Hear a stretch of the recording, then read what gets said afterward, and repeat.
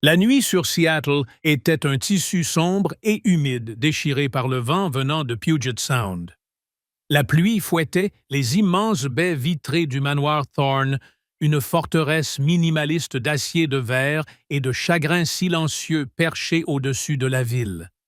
À l'intérieur, où chaque recoin semblait immaculé et froid, on aurait pu confondre le silence avec la paix. Mais ce silence n'était que l'absence de bonheur. Au cœur de cette splendeur vivait Elias Thorne, PDG de Thorne Robotics, un homme dont le nom était synonyme d'innovation et de milliards.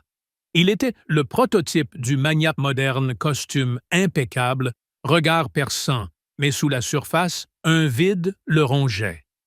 17 mois plus tôt, il avait perdu sa femme Clara dans un tragique accident de voiture et la douleur était devenue un résident invisible mais omniprésent de la maison. La seule constante dans sa vie était désormais le chagrin, le sien et celui de sa fille de 2 ans, Lia. Lia, dont les yeux avaient autrefois le même éclat lumineux que ceux de sa mère, réagissait à cette perte par un rejet profond du monde extérieur. Elle ne se contentait pas de pleurer, elle se battait. Son exutoire spécifique pour sa douleur était un crachat inexplicable mais obstiné sur toute personne adulte qui tentait de l'approcher. Des dizaines de nounous, les meilleurs spécialistes, étaient venus et partis au cours des derniers émois. La rumeur du monstre cracheur de la maison Thorne était devenue une plaisanterie macabre parmi le personnel de Seattle. Un cri strident et furieux brisa le calme tendu de cette soirée brumeuse de novembre. Il provenait du 2e étage de la luxueuse chambre d'enfante et résonnait dans les couloirs de marbre alors qu'Elias terminait un appel important. La porte de son bureau en bois de cerisier poli s'ouvrit à la volée. Une jeune femme en uniforme de nounou en surgit. Ses yeux étaient rouges, ses cheveux en désordre, et une tache, humide et claire, sur son épaule gauche, témoignait de la dernière attaque de l'enfant. « Je n'en peux plus, Monsieur Thorne. Je démissionne. » Tout de suite, elle tâtait. Elle, la voix brisée par le désespoir. Elle crache encore et encore. Ce n'est plus une enfant, c'est... Elle ravala le mot et se précipita vers l'ascenseur sans prêter attention au visage figé et inexpressif d'Elias. Au rez-de-chaussée, où l'éclairage indirect soulignait les sols brillants, Lena Vogel, figée dans sa tenue de ménage simple, observait la fuite paniquée de la nounou. Nouvelle dans l'équipe de nettoyage, elle était étudiante en architecture à l'Université de Washington et travaillait la nuit pour payer les lourdes factures médicales de sa grand-mère Rosa, qui souffrait d'un diabète sévère lié à l'âge. Lena serrait le manche de sa serpillière et entendit un profond soupir provenant du bureau. « Encore une qui s'en va, » dit Jarvis, le majordome, dont la posture était aussi inébranlable qu'une colonne de pierre. Il était le seul à supporter ces drames quotidiens avec un calme professionnel. Depuis l'ombre de l'escalier, Elias Thorne apparut portant Lia, dont le petit visage était rouge et humide de larmes et de colère. L'enfant gémissait et tentait de se libérer de son père. Le regard d'Elias était celui d'un homme qui n'avait pas dormi correctement depuis des mois. Les cernes sous ses yeux étaient plus sombres que l'ombre qu'il projetait. « Personne ne peut la supporter, » murmura-il, la voix rauque d'épuisement. « Pas même moi. » Lena le vit. Elle ne voyait pas le magnat dont la fortune façonnait l'horizon de la ville. Elle voyait un père à bout de force. C'était une vision qui toucha une corde sensible en elle, une corde qu'elle connaissait trop bien, celle de l'impuissance. Ayant perdu ses parents très jeunes et ayant pris la responsabilité de sa grand-mère, elle savait ce que signifiait lutter seule. Ce soir-là, en quittant le manoir, Lena vit Elias assis dans sa voiture noire, fixant la pluie. À l'arrière, Lia gémissait doucement. Pendant un bref instant, Le riche homme n'était pas un symbole de succès, mais un être brisé par la vie s'accrochant à la seule chose qui lui restait, son enfante. Le lendemain matin, le vieux téléphone rayé de Lena sonna. C'était Jarvis. Mademoiselle Vogel, nous avons besoin d'une femme de ménage d'urgence dans la résidence privée de Monsieur Thorne. Dès aujourd'hui. La rémunération sera doublée. Lena hésita un instant. L'argent pour les médicaments spéciaux de sa grand-mère était presque épuisé, et les frais de scolarité approchaient. Le manoir Thorne, un lieu où personne de son monde n'entrait jamais, était sa seule chance. « J'accepte », dit-elle rapidement. Sa grand-mère Rosa avait besoin de médicaments, et Lena avait besoin d'espoir. Le manoir dominait la baie, avec ses murs blancs, ses tuiles grises et une piscine lisse comme un miroir reflétant le ciel brumeux. Tout brillait de richesse, et pourtant cela semblait froid. Lena se dit « Travaille en silence. Ne te fais pas remarquer. » Mrs. Mallory, la gouvernante âgée, ouvrit la porte avec un regard sévère. « Vous êtes la nouvelle. Monsieur Thorne n'aime pas le bruit. Restez discrète. » Lena hocha la tête et commença à nettoyer l'immense hall au sol de marbre. Au-dessus de la cheminée trônait une photo de famille Elias, une Clara rayonnante aux cheveux blonds et un bébé riant. En dessous, une gravure en argent disait « Clara and Leah pour toujours dans mon cœur ». Lena essuya délicatement la légère poussière sur le cadre. Une sensation glaciale inexplicable l'envahit. Puis vint le cri. Encore celui de Leah, aigu, désespéré, résonnant dans l'immense vide du manoir. Lena leva les yeux vers l'escalier de marbre courbé. Elle savait que là-haut, un homme luttait avec sa douleur et qu'une enfant attendait d'être consolée. Elle ne le savait pas encore, mais le moment où elle serra plus fort le manche de sa serpillière et se dirigea vers l'escalier fut celui qui allait changer sa vie. L'après-midi s'étira dans un silence étouffant. Lena travaillait discrètement sa serpillière, glissant sur les sols de marbre, le doux crépitement de la pluie contre les fenêtres étant le seul bruit. La maison était magnifique, mais elle semblait être un monument froid, isolé de la vie. Alors qu'elle nettoyait le couloir du premier étage, un autre cri perça le silence. Celui de Leah, apeurée et profondément humain. La porte de la chambre d'enfante était entr'ouverte. De l'intérieur venait une voix lasse, suppliante. « S'il te plaît, Leah, juste une cuillère. Mange un peu. » Ce n'était pas la voix d'un magnate, c'était celle d'un père désespéré. Lena hésita, puis s'approcha et frappa doucement. « Excusez-moi, puis-je aider Elias ?» se retourna. Il avait l'air complètement brisé. Des cernes sombres sous les yeux, les cheveux en désordre. Il tenait Leah fermement qui se débattait et pleurait son petit visage rouge et gonflé. « Qui êtes ?» vous demanda dit-il d'un ton sec. « Je suis la femme de ménage, monsieur. Alors restez à l'écart. Elle ne laisse personne l'approcher. » Mais Leah cessa soudain de crier. Ses yeux mouillés de larmes se fixèrent sur Lena, suivant chacun de ses mouvements. Lena sourit doucement. Sa voix était instinctivement douce et chaude. « Bonjour, Leah, c'est ça. » L'enfant se tut. Puis elle tendit ses petites mains vers elle, un souhait silencieux d'être prise dans les bras. Elias se figea. « C'est impossible. » Lena s'avança lentement. Elle prit Leah dans ses bras, la serrant contre elle. L'air dans la pièce sembla se figer. L'enfant soupira, enfouit son visage dans son épaule, et comme par un miracle, qui laissa Elias abasourdi, s'endormit. Pendant un long moment, Elias resta sans voix. Pendant 6 mois, personne, pas même les thérapeutes le coûteux, n'avait réussi à calmer Leah. Sa voix se brisa doucement. « Vous venez de faire quelque chose que personne d'autre n'a réussi. » Léna baissa les yeux sur l'enfant endormi et murmura « Peut-être avait-elle juste besoin d'être serrée fort. » Un silence paisible emplit la pièce. Dehors, la pluie avait cessé.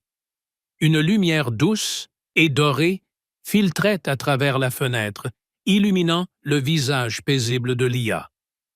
Elias l'observait, son cœur soudain plus léger. Pour la première fois depuis des mois, la maison ne semblait pas froide. « Comment vous appelez-vous » demanda-t-il. « Léna Vogel, monsieur. Avez-vous déjà travaillé comme nounou, non, monsieur?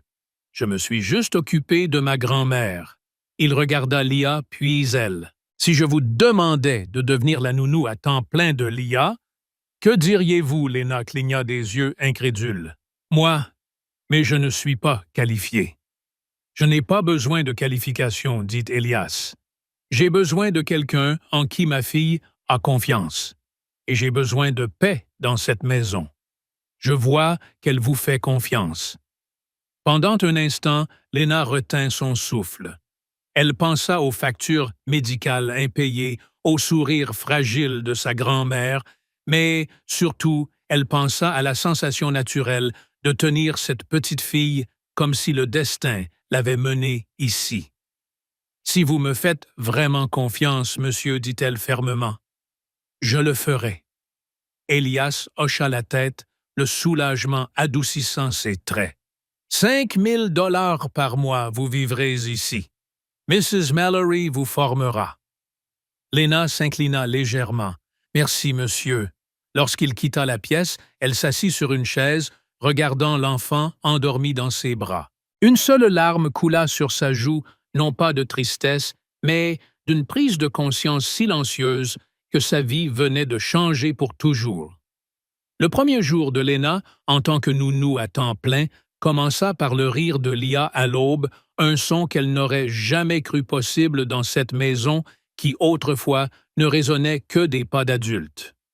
Mrs. Mallory la regardait toujours avec suspicion. « Je ne comprends pas pourquoi M. Thorne vous a choisi. Tout le monde a essayé et tout le monde a échoué. » Léna sourit doucement. « Peut-être haï, j'ai juste eu de la chance. » Elle passa la matinée à jouer avec Lia. La petite fille riait, attrapait ses doigts et pointait du doigt avec curiosité. Léna comprit que derrière le comportement soi-disant difficile de Lia se cachait simplement une enfant affamée d'affection, exprimant sa peine de la seule manière qu'elle connaissait par le rejet et la défiance.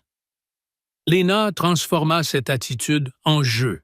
Quand Lia essayait de cracher sur elle, Léna faisait semblant de capturer une petite créature aquatique invisible et de la remettre dans l'évier.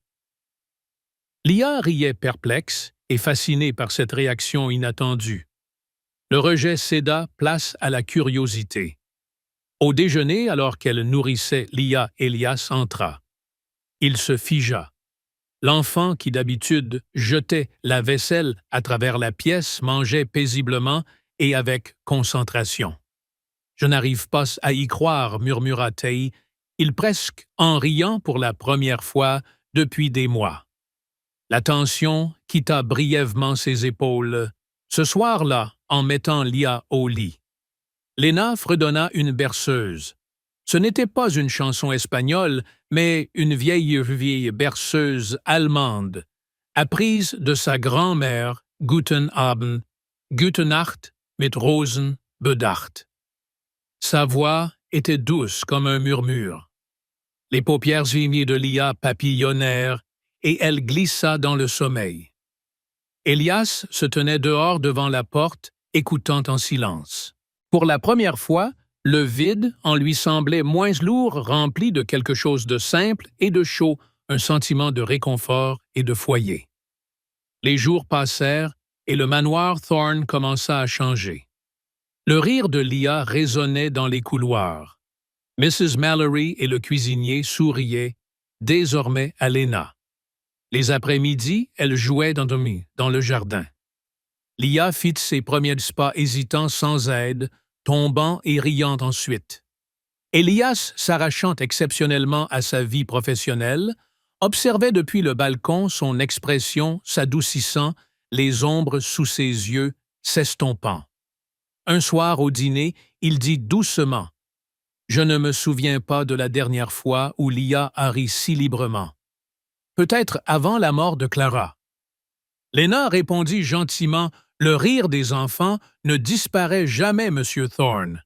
Il attend juste qu'on lui donne une raison de revenir. » Ces mots restèrent en suspens. Elias ne dit rien, mais ses yeux brillaient légèrement, comme s'il retrouvait l'espoir pour la première fois depuis longtemps. Tard dans la nuit, Lena appela sa grand-mère Rosa en vidéo. La vieille femme toussa, mais sourit chaleureusement. « Tu as l'air différente, Bella, dit-elle, utilisant le surnom de Lena. Il y a de nouveau de la lumière dans tes yeux. Tu ne vois plus seulement les façades des bâtiments, tu vois la vie. » Lena sourit en retour. « Je crois que cet endroit m'apprend quelque chose, mamie. Peut-être comment aimer à nouveau, pas seulement comment prendre soin. » Avant de dormir, Lena regarda Lia dormir paisiblement dans son lit, sa petite main serrant son doigt. Elle murmura « À partir de maintenant, je serai là, ma petite. » Et quelque part dans le manoir silencieux, Elias fixait le babyphone et soupirait doucement, comme si le poids métallique sur sa poitrine commençait enfin à s'alléger. Un emploi censé être temporaire transformait déjà leur vie pour toujours. Il avait laissé la douleur, la peur entrer, et maintenant, pour la première fois depuis la mort de Clara, il s'autorisait à ressentir la fragile pousse de l'espoir que Lena avait apporté dans sa maison. Les semaines qui suivirent l'arrivée de Lena apportèrent un changement subtil mais profond dans le manoir Thorne. L'atmosphère froide et muséale céda la place à une touche perceptible de vie. Le rire de Lia, qui sonnait autrefois comme une mélodie brisée, devint un son fréquent et clair résonnant dans les couloirs. Lena transforma la chambre d'enfant en une oasis de calme avec des couleurs douces et des jouets en bois adaptés à son âge, qui parlaient à l'enfant en elle. Lia n'arrêta pas complètement de cracher, mais cela devint un signe de surcharge émotionnelle plutôt qu'un rejet malveillant. Lena répondait à ces moments avec un mélange de distraction douce et de limites fermes mais affectueuse, ce qui impressionna profondément Elias. Elias lui-même commença à changer ses habitudes.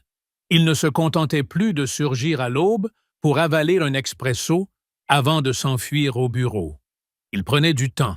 Il s'asseyait, était coucouillis à la table de la cuisine pendant que Lena nourrissait Lia, écoutant ses babillements et ses rires. Il observait comment Lena parlait à l'enfant pas avec ce ton artificiel et exagérément sucré que utilisaient les anciennes nounous, mais avec la voix calme et respectueuse qu'elle employait aussi avec sa grand-mère. « Pourquoi ça marche avec vous ?» demanda Elias un soir, voyant Lia manger paisiblement une cuillerée de compote de pommes. Il se tenait dans l'embrasure de la porte, tenant une pile de rapports sur les dernières avancées en intelligence artificielle. Lena leva les yeux de Lia et sourit avec indulgence. « Elle n'est pas difficile, Monsieur Thorne. Elle est blessée. Quand un enfant crache, il construit un mur. Il dit « Ne t'approche pas, je ne peux pas te supporter. » Mais si vous êtes assez patient et que vous contournez le mur sans le détruire, vous voyez ce qu'il y a derrière. Elias la regarda longuement, l'intelligence artificielle, dans ses mains, semblant soudain insignifiante face à l'intelligence intuitive de cette jeune femme.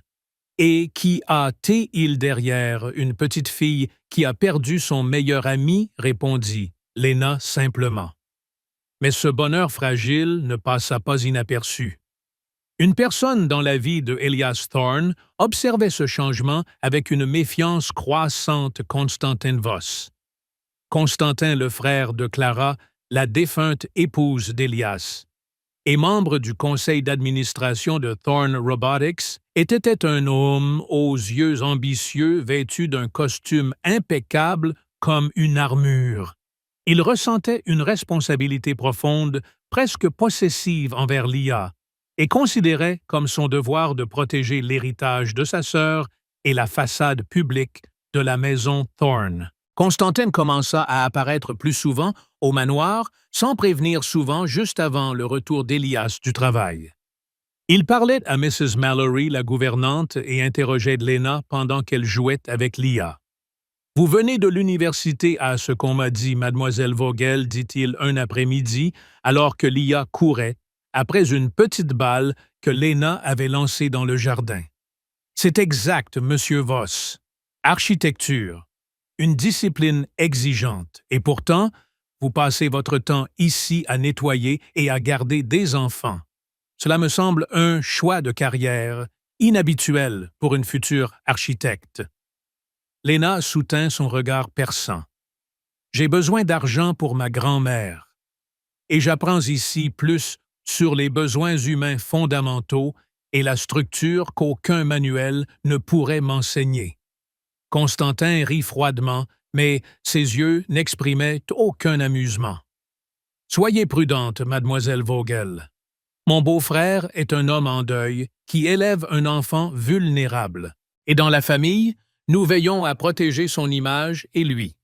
Toute distraction ou faux pas sera très attentivement observée. » Lena comprit la menace implicite. C'était le souffle glacé de la haute société délimitant ses frontières. Elle était la femme de ménage qui embrassait l'enfant, un rôle qui n'était pas prévu dans ce monde. La relation entre Elias et Lena s'approfondit lentement, presque imperceptiblement. Ce n'était pas des gestes grandioses.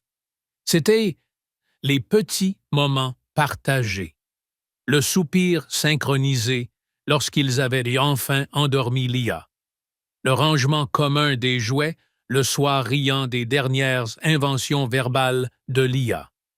Elias commença à demander l'avis de Lena, non seulement pour l'IA, mais aussi pour la décoration de la maison. Clara avait un goût particulier, expliqua-t-il un soir en montrant à Lena un échantillon de tissu mural. Mais ça ne semble plus juste. Qu'en pensez-vous? Vous étudiez l'architecture. « La maison est magnifique, Monsieur Thorne, répondit Lena honnêtement. Mais c'est une vitrine. Elle reflète le passé, pas le présent. L'IA et vous avez besoin d'un endroit qui dégage de la chaleur, pas de la perfection. Peut-être commencer par quelques plantes vivantes, symboles de lumière et de croissance. » Elias suivit son conseil. L'entrepreneur en lui apprécia l'approche pratique de Lena. L'homme en lui admirait sa capacité à percevoir la vérité émotionnelle derrière les choses avec une clarté limpide. Cette proximité n'échappa pas à Constantin. Il voyait en Lena non seulement une menace pour la réputation d'Elias, mais aussi pour sa propre position de pouvoir au sein de l'entreprise. Si Elias devenait émotionnellement plus stable et réorganisait sa vie, il n'aurait peut-être plus besoin de Constantin comme ancre morale et conseiller. Constantin décida d'agir. Il contacta Armin Bergman, le PDG, d'une entreprise concurrente qui tentait depuis des mois de déstabiliser Thorne Robotics dans un litige de brevets. « J'ai des informations qui distrairont fortement M. Thorne dans les jours à venir, » murmura Constantin dans un restaurant chic du centre-ville. « La presse va se jeter sur lui et il sera émotionnellement si vulnérable qu'il prendra de mauvaises décisions commerciales. C'est votre chance pour une OPA agressive. » Bergman sourit froidement. « Et quel est votre rôle là-dedans, monsieur Voss, le bon samaritain, qui sauve l'entreprise ensuite? » « Je protège l'héritage de ma sœur, » répondit Constantin avec raideur. « Et je m'assure que cet intrus disparaisse de la maison de mon beau-frère. » Le piège fut minutieusement tendu. En 2 jours, des photos prises en secret apparurent dans un magazine à scandales en ligne de Seattle. Elles montraient Elias et Lena dans des moments d'intimité apparente. Elias faisant un clin d'œil à Lena dans la pénombre d'un couloir. Lia dans les bras de Lena, assise sur les genoux d'Elias pendant qu'ils lisaient un livre ensemble. Les photos étaient anodines, mais les articles qui les accompagnaient étaient venimeux. Le titre hurlait en première page « Le milliardaire de la tech solitaire et sa mystérieuse nounou, une liaison derrière les portes de Thorn ». L'article était rempli de spéculations malveillantes, affirmant que Lena était une croqueuse de diamants qui séduisait un homme en deuil et s'était infiltrée dans la vie de sa fille pour s'assurer une ascension sociale. Quelqu'un les avait observés en secret.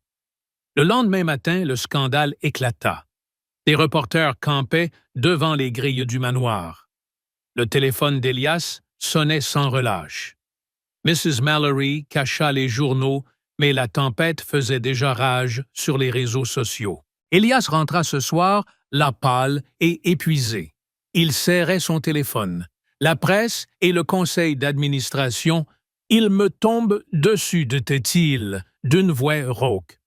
Quelqu'un veut me détruire, et il vous utilise pour y parvenir. Les mains de Lena tremblaient. Elle comprit immédiatement qui était derrière. C'est Constantin. N'est-ce pas Elias ne répondit pas. Son silence était une réponse suffisante. Le pire fut le tournant juridique. L'avocat d'Elias, un homme à la voix froide et professionnelle et à l'expression ne laissant aucun doute sur la gravité de la situation, arriva le lendemain matin. M. Thorn commença T. Le tribunal de la famille a décidé de rouvrir le dossier de la garde de Lia. La présentation publique de cette relation inappropriée compromet gravement nos chances. Nous devons prendre des mesures immédiates. Elias regarda l'avocat, ses yeux pleins de douleur et de conflit intérieur. Monsieur Thorn, le meilleur moyen de désamorcer cela est de mettre fin à tout contact entre vous et Mademoiselle Vogel. Immédiatement. Nous devons montrer aux médias que cette relation est terminée et n'a jamais dépassé le cadre professionnel. Lena se tourna vers Elias. Elle chercha dans ses yeux une lueur de résistance, un signe qu'il se battrait pour elle. Mais elle ne vit que de l'angoisse et du conflit. « Vous ne me croyez pas » demanda Lena, la voix brisée. Elias serra les poings, incapable de la regarder dans les yeux. « Lena, je vous crois, mais je ne peux pas risquer de perdre mon enfant. Je ne peux pas perdre Lia. » Les mots la frappèrent comme des coups de couteau. Elle se détourna des larmes coulant sur ses joues. Elle savait qu'il n'avait pas tort, et cela rendait la douleur encore plus insupportable. Elle était celle qui avait apporté la stabilité, et maintenant, elle était devenue la plus grande menace pour cette stabilité. La même nuit, Lena fit ses bagages en silence. Mrs. Mallory, la gouvernante, pleurait doucement et la serra fort dans ses bras. Lia, désorientée, sentait que quelque chose n'allait pas. Quand Lena la prit dans ses bras, sa voix se brisa. « Je dois partir, ma petite, mais je t'aimerai toujours compris. » Lia hurla, s'accrochant à son cou, refusant de lâcher. La petite fille, qui repoussait le monde par des crachats, suppliait maintenant de toutes ses forces pour qu'on la retienne. Elias se tenait dans l'embrasure de la porte, les yeux rouges. « Je suis désolé, » murmura-t-il. Lena embrassa le front de Lia et regarda Elias. « Ce n'est pas nécessaire. Prenez simplement bien soin d'elle. C'est tout ce que j'ai toujours voulu. » Elle posa délicatement Lia dans les bras d'Elias, se retourna et sortit. Les lourdes portes de fer s'ouvrirent pour elle. Le vent lui cinglait les cheveux comme des éclats de verre. Derrière elle, le cri de Lia « Maman, maman » déchira le silence de la nuit, une douleur si brute qu'elle aurait pu briser le ciel.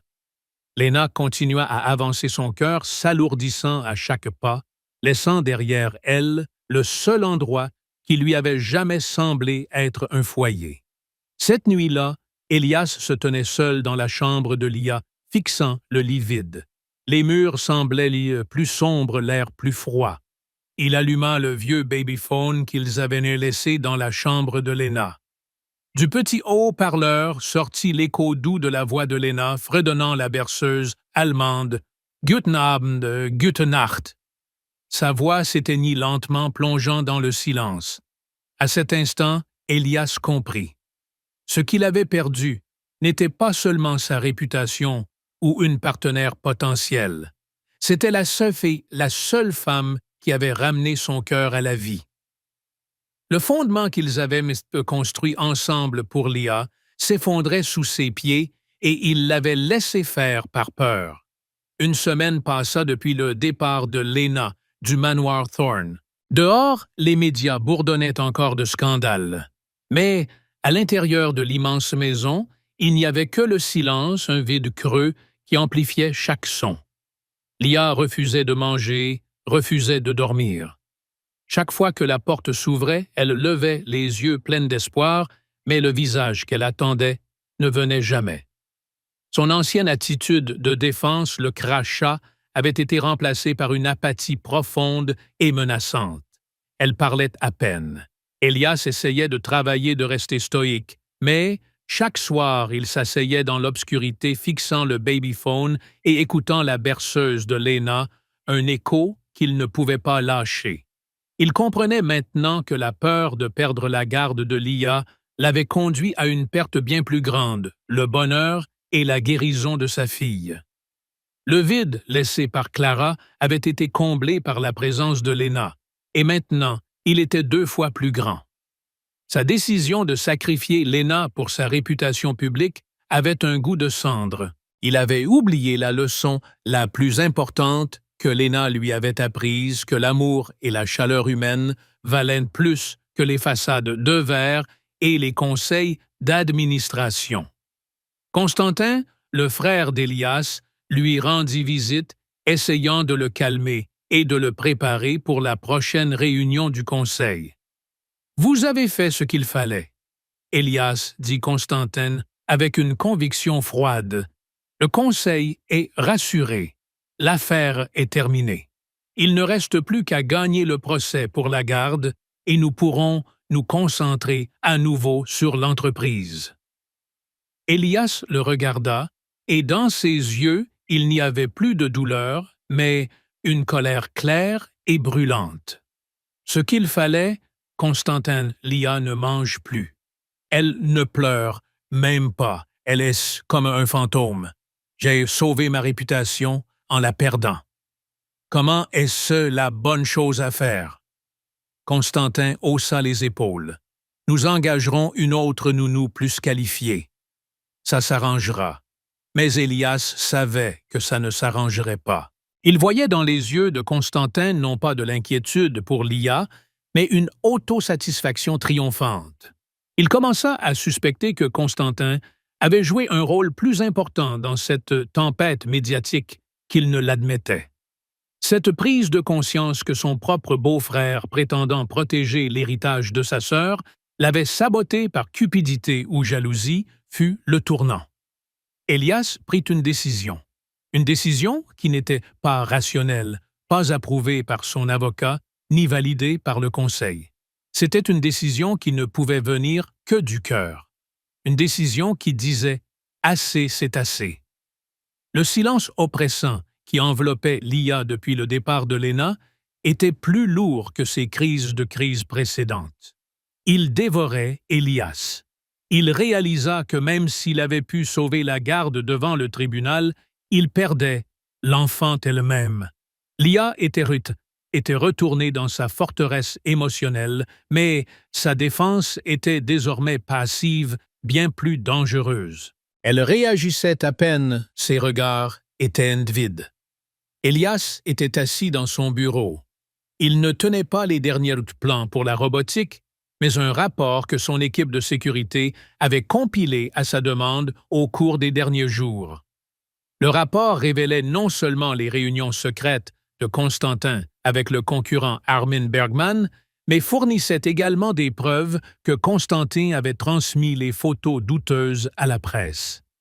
La raison, il voulait présenter Elias comme émotionnellement instable lors de la réunion du conseil pour l'écarter de la direction et prendre le contrôle de l'entreprise tout en prétendant protéger l'héritage de Clara. La douleur du trahison fut remplacée par une colère froide et résolue. Elias était un homme de logique, mais aussi de loyauté. Il savait que le silence ne ferait que les plonger, lui et Lia, plus loin dans le désastre. Il appela ses avocats, demanda une conférence de presse publique immédiate et prépara une plainte officielle contre Constantin. 2 jours plus tard, Elias Thorne se tenait dans une salle de conférence au cœur de Seattle, face à une tempête de flash. Il ne ressemblait pas au titan de la technologie lisse qu'il était autrefois. Il semblait fatigué, mais sa posture était marquée par une détermination inébranlable. « Je vous ai réunis ici aujourd'hui, commença-t-il. Il la voix claire et ferme pour révéler la vérité sur les récentes rumeurs et le scandale entourant ma famille et mon entreprise. Il parla ouvertement de son chagrin de l'état de Lia après la mort de sa mère et des difficultés qu'ils avaient traversées. Il expliqua le comportement de Lia comme une expression d'une douleur profonde et enfantine. Mademoiselle Lena Vogel poursuivit, il prononçant le nom de sa femme de ménage avec un profond respect, est arrivée dans notre maison pour nettoyer. Elle est étudiante en architecture travaillant pour prendre soin de sa grand-mère malade. Ce n'est pas une croqueuse de diamants. C'est l'une des personnes les plus honnêtes et compatissantes que j'ai jamais rencontrées. Puis, il brandit une copie du rapport de sécurité. Les rumeurs d'une relation inappropriée ont été orchestrées par quelqu'un de mon cercle proche. J'ai des preuves que mon beau-frère et membre du conseil Constantin Voss, en collusion avec un concurrent, a diffusé ces fausses histoires et ces photos volées pour me déstabiliser et permettre une prise de contrôle de mon entreprise. La foule murmura choquée. Elias regarda directement les caméras comme s'il s'adressait à Lena. J'ai commis une grave erreur. Par peur de perdre mon enfant, j'ai renvoyé la seule personne qui a apporté une véritable guérison à Lia. La vraie crise dans cette maison n'était pas une femme de ménage. La vraie crise était la peur. Ma peur et la douleur de Lia. Lena Vogel a redonné le rire à ma fille et l'humanité à moi. Je lui dois tout. La nouvelle fit l'effet d'une bombe. Le soir même, Constantin Voss démissionna sous la pression d'une enquête immédiate. Le concurrent retira ses tentatives de rachat. Le dossier juridique concernant la garde de Lia fut désamorcé car l'honnêteté d'Elias détruisit le récit de la relation inappropriée. Tard dans l'après-midi, Elias se rendit à Oakland, où Lena vivait dans un vieil immeuble en périphérie. La lumière du soleil couchant projetait de longues ombres dans les ruelles étroites. Elias sortit de sa voiture. Il vit Lena parler au téléphone avec sa grand-mère Rosa, assise dans un fauteuil roulant près de la fenêtre. Lena était pâle, ses yeux encore gonflés de larmes. Lorsqu'elle vit Elias, elle se figea. « Que faites-vous ici » demanda-t-elle doucement presque, dans un murmure. « Je suis venu m'excuser » dit Elias avec douceur, « et vous demander de revenir. » Lena secoua la tête, des larmes brillant dans ses yeux. « Non, Elias, il y a tout un univers entre nos mondes. Je n'ai pas ma place dans votre vie. Je ne suis qu'une femme ordinaire. » Elias fit un pas vers elle, sa voix ferme mais pleine d'émotion. « Vous vous trompez. Vous êtes celle qui a fait de ma maison un foyer. Pas les murs, pas la richesse. Vous.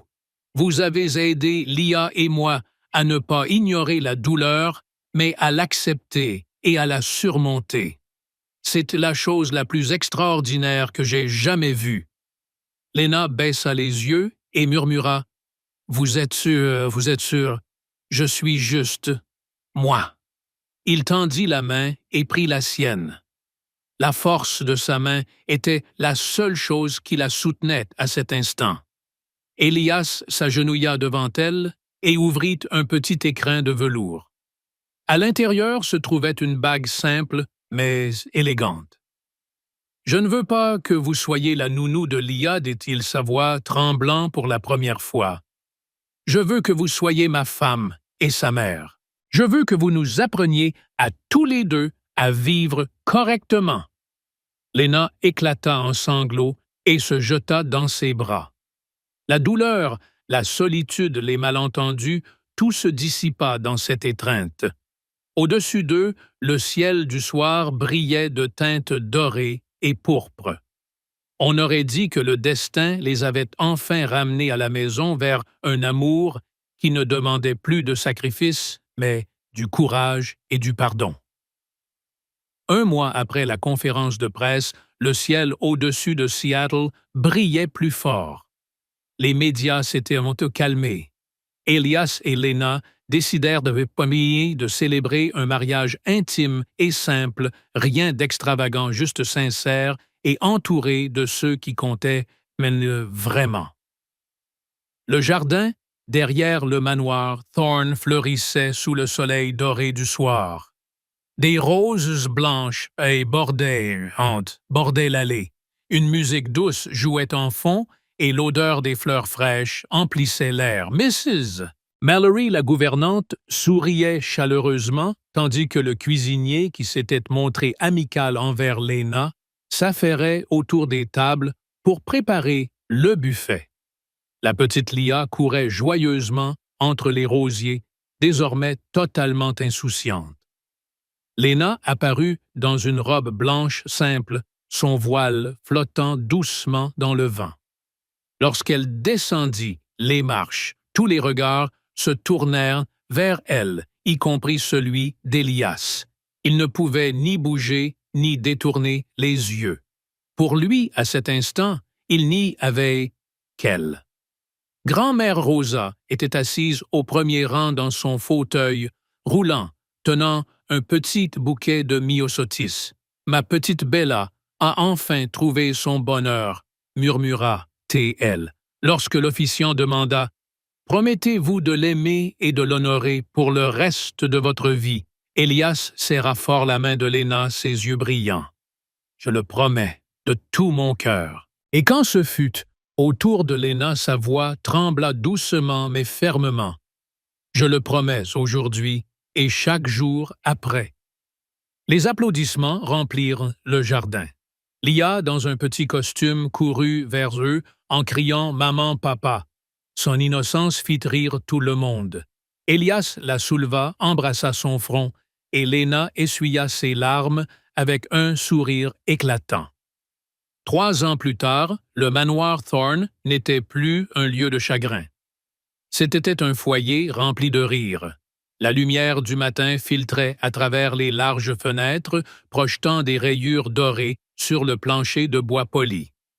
Dans la cuisine, Elias tentait de retourner une crêpe et échouait lamentablement comme d'habitude.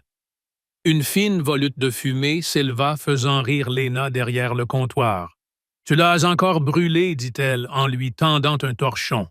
Il haussa les épaules en riant. « J'appelle ça ma création signature. » À table, Lia essayait d'aider son petit frère Léo, le petit lion, à prendre son petit déjeuner. Elle lui donnait des tranches de fraises, et il répondait par un rire pétillant et joyeux. Le son emplissait la maison. Après le petit déjeuner, Léna emmena Lia à la maternelle. La petite fille lui tenait fermement la main et chantait en chemin. À la porte de l'école, elle se retourna et fit un signe de la main. « À bientôt, maman. » De retour à la maison, Léna rangea et s'assit près de la fenêtre pour écrire dans son petit carnet de courtes histoires d'espoir inspirées de sa propre vie. Elias rentra tôt du bureau et la trouva là plongée dans ses pensées. « Tu écris encore » demanda-t-il, s'appuyant contre l'embrasure de la porte. Elle sourit, sans lever les yeux. Oui, peut-être que je les publierai un jour. Ce sont des histoires sur les secondes chances.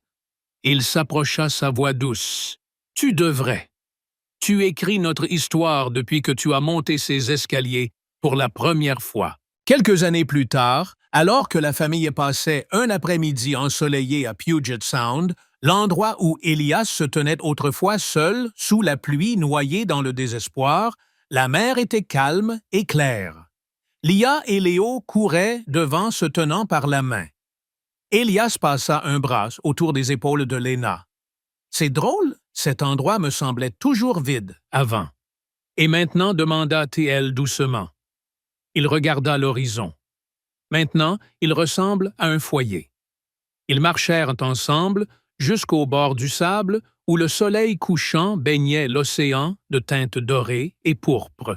« Tu penses encore à Clara? » demanda Léna, posant sa tête sur son épaule. « Tous les jours, dit-il. Mais ça ne fait plus mal. Juste de la gratitude. » Elle sourit doucement. Peut-être que c'est ça le véritable amour quand l'adieu devient gratitude. Il la regarda, puis leurs enfants qui couraient après les vagues. Tu as raison, c'était exactement ça. Le soleil descendit plus bas. Lia cria maman, papa, regardez, le soleil embrasse la mer. Léna rit, ses yeux brillants. Oui, ma chérie. Et ça veut dire que le nouveau matin reviendra. Ils restèrent là longtemps, main dans la main. Au milieu du vent des vagues et des rires des enfants, il y avait de la chaleur, de la paix et de l'amour. La leçon pédagogique de l'histoire. L'histoire d'Elias Léna et la petite Lia enseigne l'importance de l'honnêteté émotionnelle et la force de l'acceptation face au traumatisme. Le comportement de Lia, les crachats, était un mécanisme de défense, une réaction instinctive pour empêcher de nouveaux abandons. Les précédentes nounous échouaient parce qu'elles tentaient de réprimer ce comportement, qualifiant Lia de difficile. Léna, en revanche, agissait sans peur ni jugement, avec empathie et patience. Les leçons sont: le traumatisme se manifeste souvent par la colère ou le rejet. Les crachats de Lia étaient mis sa manière de dire « Je suis blessé, éloigne-toi avant que tu ne m'abandonnes aussi ». L'amour n'est pas une guérison instantanée, mais une décision de persévérance. Léna n'a pas guéri Lia par magie, mais par une présence constante et calme, et en ne prenant pas son comportement de rejet personnellement. Elle a remplacé la peur, la cause du comportement de Lia, par la sécurité. La guérison des parents est essentielle pour celle des enfants. Elias devait accepter sa propre peur et sa douleur, la peur de perdre Lia, la culpabilité envers Clara, avant de pouvoir vraiment aider Lia. Ce n'est qu'en admettant sa faiblesse et en se battant pour Léna et Lia qu'il a brisé le cycle de peur qui rendait la maison si froide. L'histoire montre qu'un foyer n'est pas défini par la richesse ou l'absence de problèmes, mais par la sécurité émotionnelle et le courage de s'accepter mutuellement avec ses défauts et ses blessures. La leçon la plus importante d'Elias était que la façade de perfection qu'il maintenait à travers son travail et les exigences de Constantin valait moins que la chaleur chaotique, mais authentique que Léna avait apportée dans sa vie.